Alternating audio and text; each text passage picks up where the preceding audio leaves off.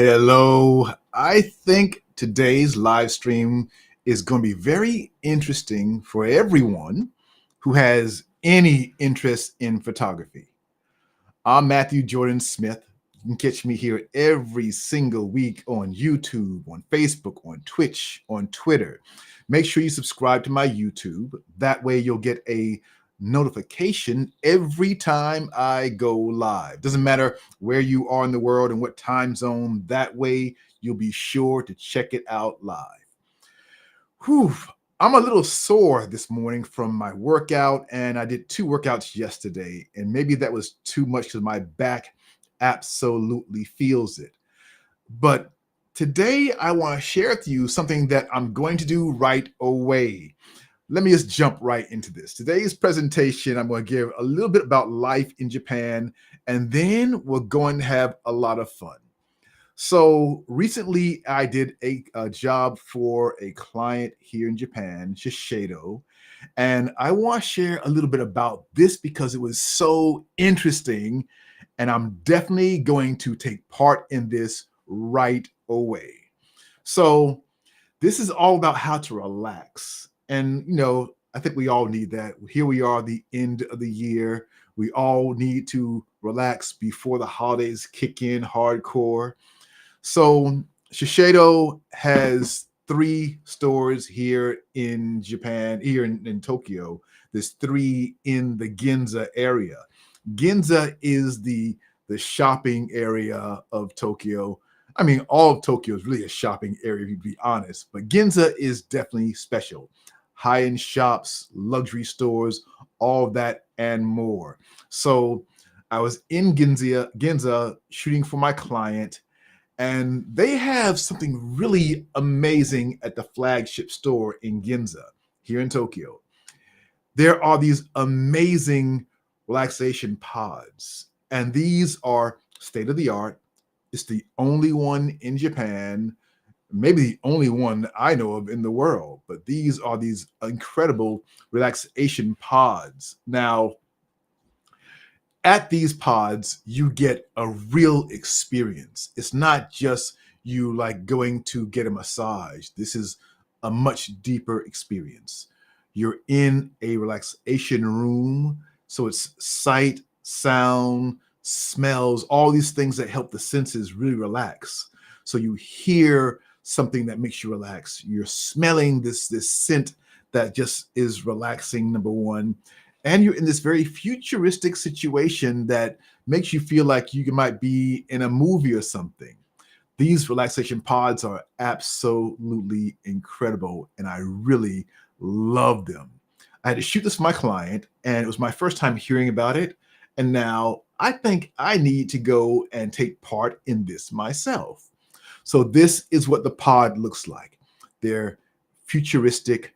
The colors change once you close that dome. The colors change, and you go through this whole sensory experience. It's absolutely beautiful. And because it's done in Japan, every detail is taken care of. You feel like you're in some alien futuristic movie without all the drama of aliens and stuff, which I love those movies. But this experience made me feel like, wow, I'm living in Tokyo 2023, futuristic Tokyo. I mean, every detail is looked into. This is the floor. The floor, if you're living in Japan, if you come visit Japan, you'll notice there's wood everywhere. And the detail put into making the wood look a certain way is extreme. And in Shiseido, the floor is just amazing. So that takes part in you visually relaxing by seeing all this beauty around you. The colors, the sounds, the smells, everything is about you having a relaxation experience. And I could use that right now. When you're done, they come get you, and then your experience is over for the day. Absolutely cool. And if you're in Japan, do yourself a favor. If you're running around doing your shopping, go to Shiseido and relax with this relaxation pod. It's one of a kind. This is the only one in Japan, maybe the only one in the world. I don't know, but this one is absolutely a cool experience. Now, you may have questions, and at this point, I love to take your questions. So do me a favor, ask anything you want. Today, I'm taking your questions also at the end of the lesson. I love to give you a little bit about my life living in Japan. I'm from New York originally, but now living in Tokyo 7 years this month. And I want to share that with you, but also share a photo lesson. And today I've got some great lessons I want to dive into with you. This is where I get to really share my knowledge about being a photographer. For those who may not know, I've been working as a photographer for over 35 years, and I absolutely love it. Every day is interesting, and I've learned a lot all these years, and I want to share some of that with you.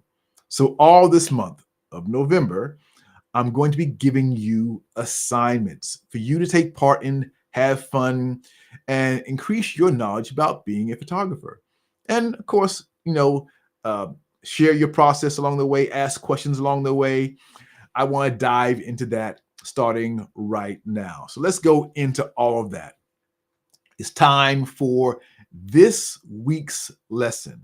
If you're just tuning in, I'm photographer Matthew Jordan Smith. I'm a Nikon ambassador. Love shooting with my Z9 and my Z8 quite a bit. Best tools out there, I feel, right now. You can catch me right here every week on my YouTube, on Facebook, on Twitch, on Twitter, live every time this week. But now it's time to dive into the assignment.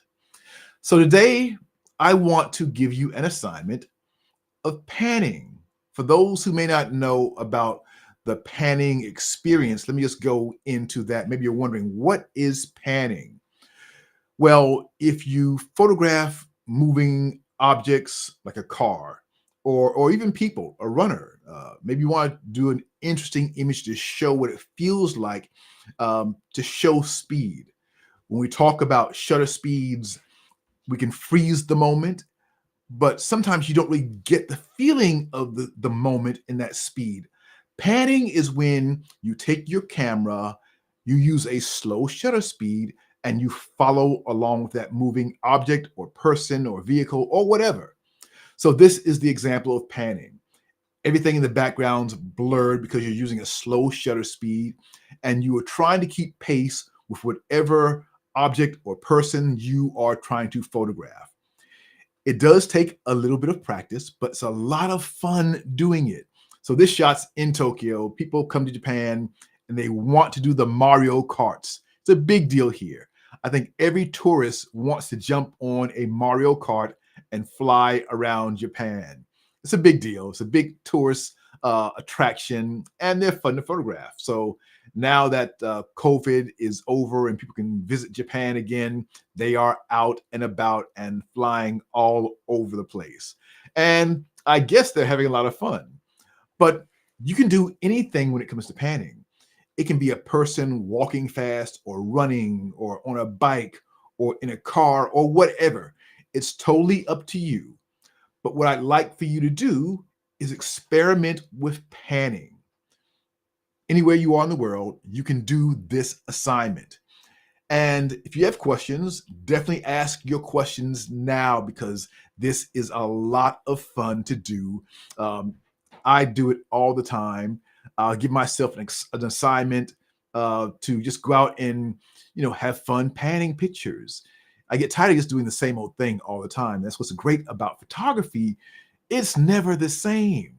So definitely get out there, have fun, take your pictures, make sure you're doing it in a way that is fun for you.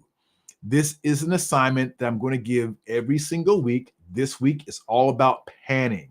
So now is your time to ask questions about panning. You can do a vehicle if you want to, like this taxi, people out of focus in the background. You can do a person on a bike or a motorcycle or a person running. It's totally up to you. The only real criteria for this is for you to take a picture with your camera. It may not work on a smartphone. I don't think you can change your settings on a smartphone. So you do need a real camera to do this assignment. So use your camera, any lens you want, and experiment with panning. I think it's going to be a lot of fun for a lot of people. Take a sip of my green tea. And now let's get into your questions. Now, I do have a course called Photography Lighting Course, and I give this assignment to my students right now as well. So they are also doing this assignment. Now, the great thing about my course and for my students is they get to actually show me their work. So if you want to join in and be a part of this group where you can show your work, get more detailed explanations, and go through more detailed questions, join me in Photography Lighting Course. There are several options for you to join. You can join where you get the entire course, or you just get the lives only, or a combination of all that together. Totally up to you. So just jump in and check out photographylightingcourse.com. We have assignments all the time because it's all about helping photographers grow and become better. Now, you now know the assignment. You now know where to go if you want to jump in and learn more about photography and ask questions every single week and grow as a photographer. But now it's my time to take your questions. So let's take all those right now. Any questions you may have, feel free to ask away. I want to know where you are, what's going on with you, and where you are in your photography. Feel free to ask away. I know when I first started doing panning photography as a young photographer, this is back when we had just film cameras only. I was curious about the whole process and what I need to do this. The first thing you need to do is definitely know about your shutter speed, aperture, and ISO. Those, I call that the holy grail of photography. You must know about shutter speed, aperture, and ISO. Once you know those three and know them well, it unlocks a massive door for you to go through and have fun and experiment. So for this assignment, you'll want to use a slow shutter speed. I have a niece who is just getting into photography. She's 21. And I told her the same thing because I want her to experiment and do things as well. I said, I want you to use a slow shutter speed. And she said, what's a shutter speed? And it made me realize that sometimes people may not know the basics. Shutter speed controls the speed of your camera. Your aperture, your f-stop or aperture, same thing. It's going to control how much light is coming into your camera. If you're shooting at f16, if you're shooting at f1.2, those are very different parts of that scale. You can control your depth of field. You control so much more by just knowing about your aperture, your shutter speed, and today your ISO.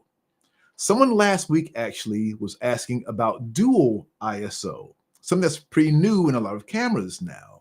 So with dual ISO, it's really not dual ISO, it's more dual native ISO. The native ISO in your camera is the camera manufacturer giving you the best ISO for the best files.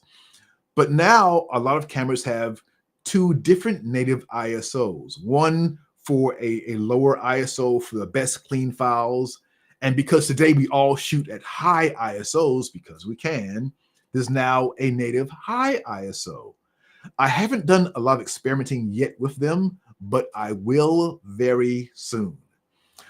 All right, I think we've gone through a lot so far, but I want to just hit again on the panning part of this. I'm going to go through for a second and just go back into showing you more of those images of panning. If I can just go back to that screen again where I show all my images, I want to go through and just quickly dissect one image when it gets to the panning process.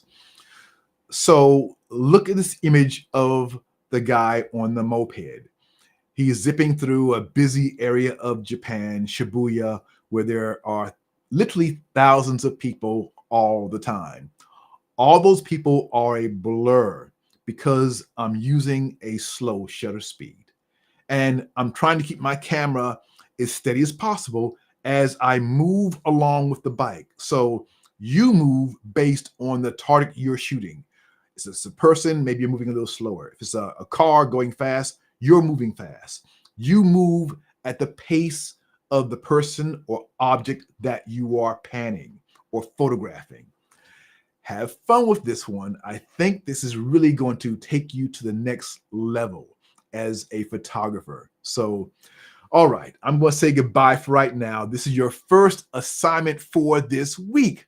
So jump in with the panning, have fun, explore, choose any lens you want, choose any camera you want, do your own settings, and then share your work. If you want to share it with me and all my other students, jump into photography lighting course and we'll dissect it, help you get better, take it apart, give you a critique of the work, and do it in a safe environment. All right, time for me to go and get my relaxation pod experience going on. I want to welcome you into November 2023 and wish you the best. All right, everyone. Thank you for your time today. I look forward to sharing more with you all this month, as every single week, I'm going to give you a brand new photography assignment. They're all meant to help you become a better photographer. All right, everyone. Thanks again. Bye.